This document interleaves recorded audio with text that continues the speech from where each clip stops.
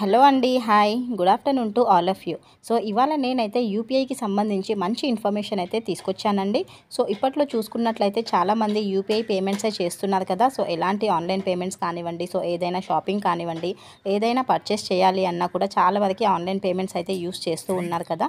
So మనకు ఈ digital లావాదేవీలకు సంబంధించి జనవరి 1 నుంచి అయితే మనకు కొత్త రూల్స్ అయితే అమల్లోకి రానున్నాయి. సో ఆర్బీఐ వచ్చేసి దీనికి సంబంధించి మనకు జనవరి 1 నుంచి అయితే కొత్త రూల్స్ని అమల్లోకి తీసుకొని రానుందండి. సో ఇంతకీ ఆ రూల్స్ ఏంటి అనేది ఈ వీడియోలో షేర్ చేస్తాను. సో ఎక్కడ కూడా స్కిప్ చేయకుండా చూడండి, సో దట్ మీకైతే క్లారిటీగా అర్థమవుతుంది.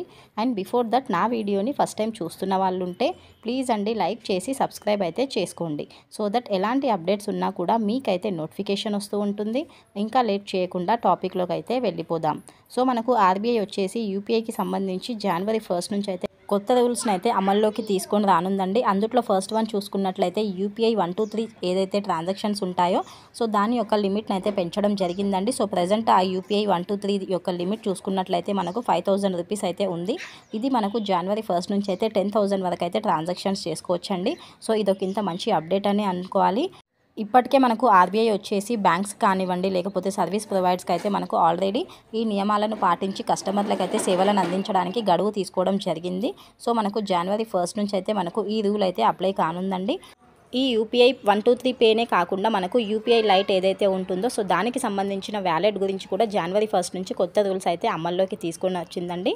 ఇంతకీ ఆ చేంజెస్ కూడా ఒకసారి అయితే చూసేద్దాము. సో యూపీఐ లైట్ ఏదైతే వ్యాలెట్ ఉంటుందో దాని యొక్క లిమిట్ వచ్చేసి మనకు బ్యాలెన్స్ 2000 నుంచి 5000 వరకు అయితే లిమిట్ పెంచడం జరిగిందండి.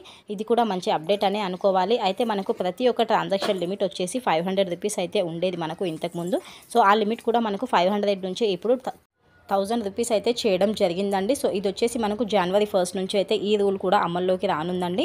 సో యూపీఐకి సంబంధించి కానివ్వండి, యూపీఐ లైట్కి, యూపీఐ 123 పే ఏవైతే ఉన్నాయో సో వీటన్నిటికీ సంబంధించి మనకు జనవరి 1 నుంచి అయితే ఈ రూల్స్ చేంజ్ అయితే కానున్నాయండి. ఆర్బీఐ అయితే ఈ డెసిషన్ తీసుకోవడం జరిగింది. దీనికి సంబంధించిన ఆదేశాలను కూడా జారీ చేయడం జరిగిందండి. ఇవే కాకుండా మనకు జనవరి 1 నుంచి యూపీఐకి సంబంధించి మరొక గుడ్ న్యూస్ కూడా అందించడం జరిగిందండి. అదేంటి అనేది చూసేద్దాం. మనకు యూపీఐ 123 పే ద్వారా ఏదైతే ట్రాన్సాక్షన్స్ చేస్తామో సో దానికైతే ఎలాంటి సర్వీస్ ఛార్జెస్ అయితే ఉండదండి.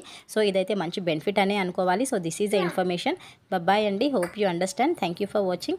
నెక్స్ట్ వీడియోలో మరో మంచి అప్డేట్తో కలుస్తాను. సో వీడియోని అయితే లైక్ చేయడం మర్చిపోకండి.